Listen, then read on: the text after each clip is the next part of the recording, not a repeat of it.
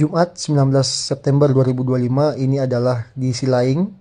Telah terjadi penumpukan akibat ada kecelakaan di sana, dan di sini truk sedang mengantri untuk lewat di tanjakan atas Silaing dari arah Padang menuju Padang Panjang. Sepertinya di atas itu ada truk mogok yang memalang jalan yang mengakibatkan kendaraan kecil maupun besar susah lewat. Mungkin itu dia yang di atas adalah truk yang sedang mogok yang memalang jalan dari arah Padang maupun sebaliknya, seperti tidak bisa dilalui karena ini untuk kendaraan seperti mobil ataupun truk agak susah lewat ya. Jadi untuk para pengendara dari arah Padang ataupun dari Padang Panjang, harap bersabar dalam menunggu antrian.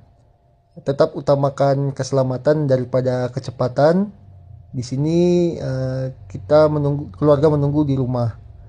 Salam literasi, salam sehat.